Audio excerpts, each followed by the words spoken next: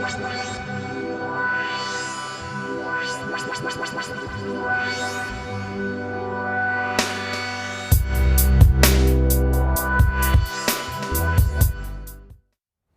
afternoon and welcome to Covfeed's Entertainment Special. I'm Joe. And I'm Maya. It's 3:30 and we're here with all the latest pop culture buzz. You can look forward to our heated debate on Pamela Anderson's lack of makeup and the use of de-aging AI in film. But first, here's Jack with... What are you doing, Jack? We're doing an entertainment news channel. I'm doing the entertainment news. Oh yeah, oopsies. Nice. So here we go. Did you hear that crowd? The greatest temple Rome ever built. The Colosseum. Because this is what they believe in. Power.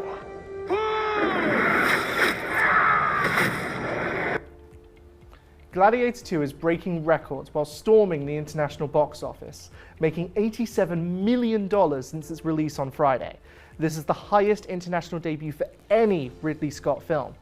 Now, this is a sequel releasing 24 years after the beloved original, and there was no guarantee that this film would be a success. But so far, the film has been received positively by both critics and audiences.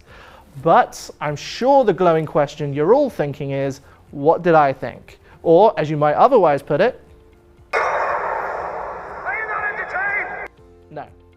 No, I was not.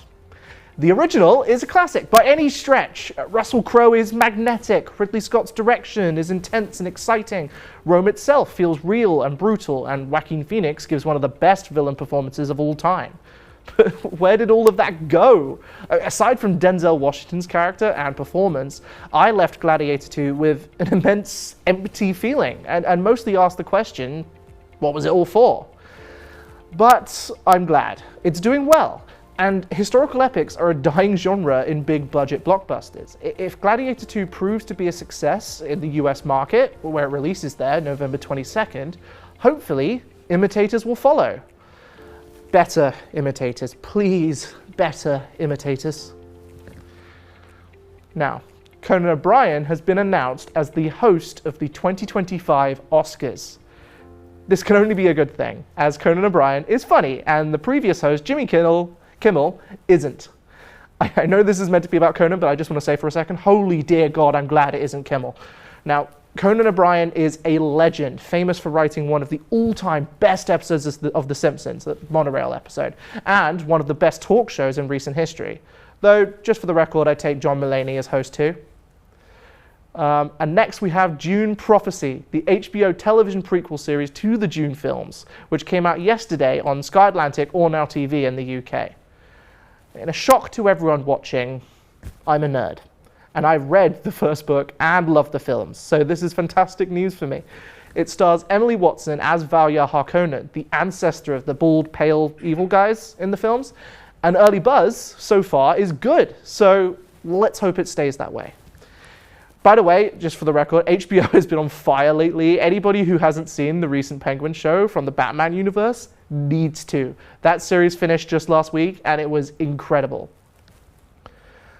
Now, I'm sorry to say, if you were planning on going to Glastonbury next year and hadn't got any tickets, well, tough luck, because they all sold out on Sunday morning in only 35 minutes.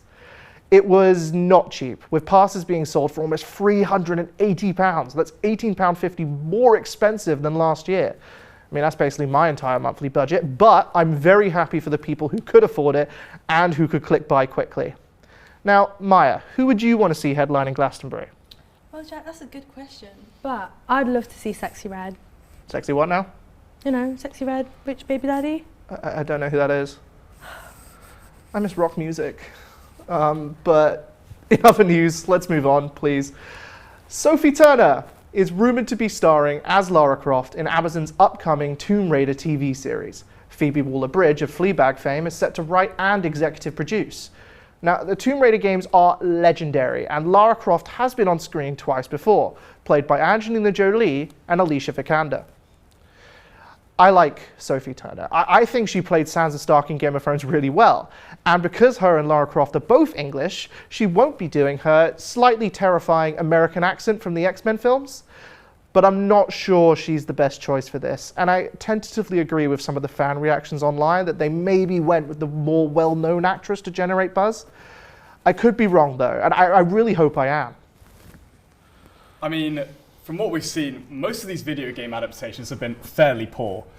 For example, the Fallout, for me personally, was just not good enough. I had to get off at episode 3. It was just boring. Joe, you're talking nonsense, man. Fallout was really good. Have you played the games?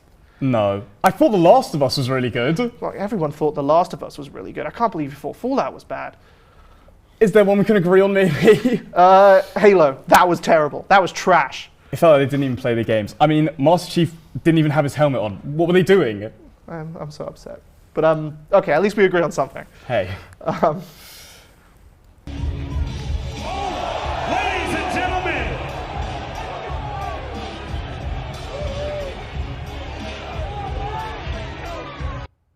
Jake Paul beat up an elderly man this weekend, and the whole world apparently stopped to watch it. It reached a peak viewership of over 65 million views. Mike Tyson, whose only rival for the GOAT of all boxing is maybe Muhammad Ali, retired in 2005. He's now 58 years old. Jake Paul is 27. So in a shock to nobody, Jake Paul won in a unanimous decision.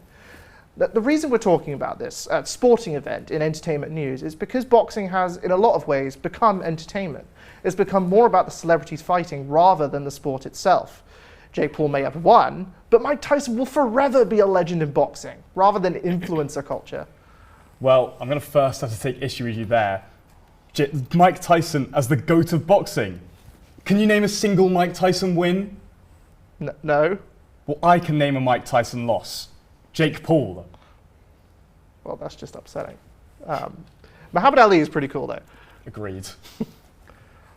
Now, I'm a Celebrity is back in full jungle swing after the new season debuted on ITV yesterday. Grace Keeling, known as GK Barry on Instagram, has been a highlight so far. Many have already said they want her to win after yesterday's Bush Tucker trial. We'll have to see what other tortures Anton Deck put her through in the coming weeks. Now we're going to go back to films, because I want to rant on about what upcoming releases you can all look forward to. But first we're talking about Anora.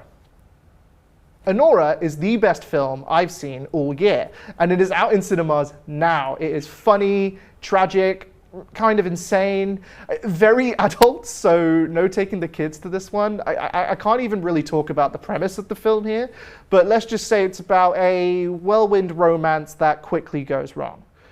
Did I hear Best Picture nomination? For films coming up, first we have Wicked, the Wizard of Oz musical based on the classic Broadway musical. It stars Cynthia Erivo and Ariana Grande as the main witches, and given how beloved the original is, let's hope the film lives up to its source material.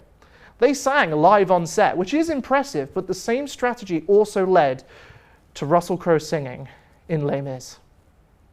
and I'm Javert. Do not forget my name. It comes out November 22nd. Luckily for us all, Russell Crowe isn't in it. Don't let her get away, this wicked witch.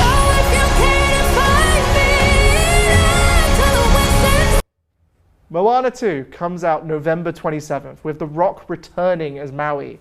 This is not to be confused with the upcoming live-action Moana film, also starring The Rock. I don't know. I liked the first one, so happy to see this one. Anyway, that's all from me for today. Now, Joe and Maya will be talking about the most hotly debated topics in entertainment. See you all soon. Thanks, Jack. I think we've learnt a lot today. We're now joined by Lauren Morris and Nikki Morris. So, over the weekend, Pamela Anderson went makeup-free while introducing a special screening of the 1961 film Misfits. In light of her consent refusal to wear cosmetics, we were wondering if it's necessary for women to wear makeup to big events. So Nikki, what's your opinions and take on this? Well, Well, why should women have to wear makeup to big events? I think they should be encouraged to embrace their natural beauty. I don't think they should be forced to conform to any sort of beauty standard. And I think what Pamela is doing is inspiring. I think it shows she's aging with grace. She's not afraid to be without makeup. And I think that's great. I think that's great, especially for younger women to see as well. What do you think, Lauren? I mean, obviously, people can wear whatever they want, but I do think there's something about getting dressed up, whether you're a man or a woman, for the red carpet. It's such an event, and it's so nice to see people look glamorous and just stunning, really. And that goes for men. Obviously, women just wear a really show-stopping look, but men, don't be walking like you're going to Sainsbury's down the red carpet. No polo shirts or jeans, also suit. So with makeup, I think it just extends to the whole outfit, really. Because fashion is, I mean, it is part of our culture. If you look at something like the Met Gala, we look forward to the different outfits that are shown every single year on that red carpet. Kim Kardashian wearing Marilyn Monroe's dress, a Bob Mackie dress. I mean, that was hotly debated. It made us look back on a historic moment. And I just think without women wearing dresses, men dressing up, without there being show-stopping outfits on red carpets, it takes away so much of our culture. But Kim Kardashian lost a crazy amount of weight to fit in that dress. And you have to ask, why did she do that? Why couldn't she just get the dress taken out so she could fit into it? I think it encourages unhealthy attitudes towards female beauty standards and what women should look like. So I think I'm all for embracing the natural beauty, and I think Pamela Anderson is doing a good job. So, Nikki, do you think that more celebrities should go with this makeup-free look, or do you think it's okay for them to choose for themselves? I think it's okay for them to choose for themselves, but I think why not? I think it's a good thing to encourage. But I mean, you know, I think it's about feeling good, and if wearing makeup makes you feel good, fine. But I think it's great to encourage going makeup free and natural beauty. But I mean, I think you could also argue there's that point where, you know, some men will say, "Oh, I think women look better without makeup," and it's like, yes, okay. I think women should be able to wear whatever they want on their face, but I think it's equally as important to be able to say, go for it. Why not do a bold eye? Why not wear a bold lip? You know, sometimes you just want to feel fabulous. And I just think, good for Pamela, but sometimes we do want to put a bit of foundation on and we want to leave the house not looking like a ghost, in my case anyway. Lauren, do you think it's important for these like big figures to look presentable almost? Do you think it gives them an air of mystique in a way? I think when you're walking a red carpet, yeah, definitely. I don't think you should look like you're popping to Aldi when you're walking the Met Gala. And I mean, also you can use fashion and makeup in a way to even make a political statement. Like Alexandria Ocasio-Cortez, who's the American politician, she walked the Met Gala in a white gown with the words "tax the rich" on it. So obviously she was making a political statement, and it made the headlines. And I think that's the perfect way of being bold with your fashion choices, being not necessarily your makeup choices, but bold with your outfit, and it causes a stir and it changes history. So would you think that shows like this are a positive sort of thing, like red carpets and these big fashion shows? Would you say they're a positive for people? Yeah, I mean, they're entertainment at the end of the day, and who doesn't love a bit of entertainment? They encourage a whole industry. They pump money into fashion, into showbiz, into the world of celebrity, and I think there is an element of, if celebs don't have that element of mystique, then what's the point? Absolutely. I mean, and to your point, I think Pamela also made headlines by going makeup free. As much as, what you wear does matter, going makeup free and what you don't wear also matters and is a story. Yeah, I agree. So speaking of looking good on camera, Tom Hanks recently used artificial intelligence to make himself appear younger in his upcoming film Here.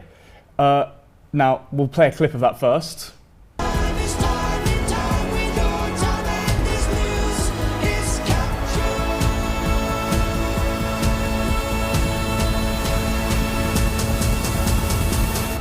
This was our home.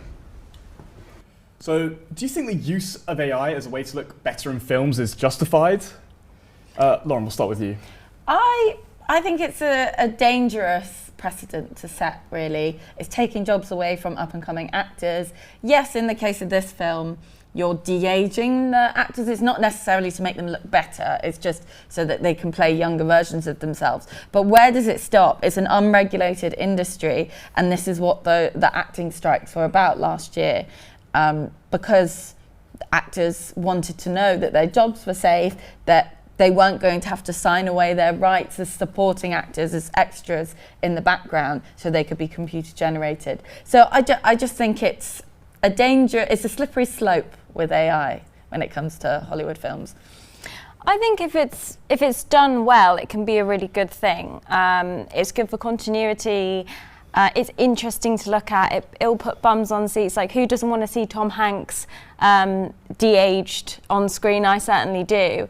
And also, it allowed the latest Star Wars film to be finished in the wake of the death of Carrie Fisher, and Fast and Furious as well. They could recreate Paul Walker on screen. So I think it has a lot of benefits. If it's done badly, obviously it's not going to be good to look at, but I mean, they probably said the same thing about CGI when that first came around, and look how many amazing movies have been made from that. I think if this is the future, I think you either get on board with it or you don't, but it's a runaway train, and if it's not slowing down, so I think you've got to embrace it. But it's that point, it's a runaway train.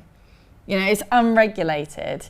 And yes, we want to go to cinema to see what Tom Hanks looked like when he was younger, even though you can go and watch him in Big and you can see what he looked like when he was actually younger. When the novelty wears off, there's going to become a point where films and studios are going to be using AI and not, it won't be a selling point of the film. It'll become normality. Well, Lauren, you said there it's unfair on younger actors, but would you say it's sort of helping older actors because they can now play roles that maybe they weren't able to play when they were as young or less experienced? Would you say that it sort of gives them, it's a positive because it gives them an allowance to, now they've got that experience, play those roles and sort of be whoever they want to be in these films? In a way, yes, but I would say, first of all, it's distracting because for me, we're all going to go and watch that film and we're going to be looking at the AI and thinking, oh, is that believable? Wow, I can't believe that's Tom Hanks with no wrinkles. And also, I don't think older actors need the work. I think it's time for them to move on. Let some younger actors come through. And those younger actors aren't going to get any screen time if they can take these older actors and just de-age them using AI. So I just don't think it's needed. It just feels like a bit of a novelty at the moment. And Nikki, as Lauren was saying there, it's sort of a runaway train in a way. We've seen already the use of AI and to bring back actors from the dead, sort of already putting them in films. We saw it in the latest Superman film. Do you think that's sort of too far with this, or is that okay? I mean, it is a tricky one. I think, in the case of Star Wars and Fast and Furious, I think that is okay because it allows the fans to watch the film and it allows the franchise to be concluded appropriately and in the way that everybody wants it to finish.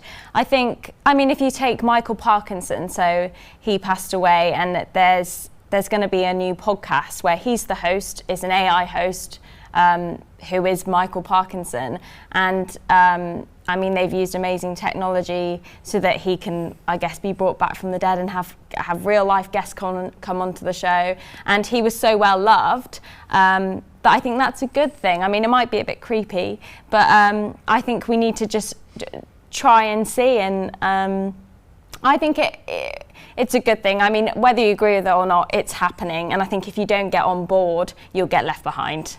Okay, well, that was definitely an exciting conversation.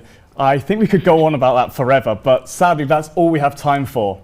Yeah, thanks to our guests Lauren and Nikki. Now, if you want to find out the most expensive items on Molly Mayhew's bag, be sure to check our X at Covfeed CU. And be sure to check the Covfeed website for more in-depth features at covfeed.co.uk. That's all from us today. This has been me, Maya. And this has been Joe. Thanks for watching and goodbye.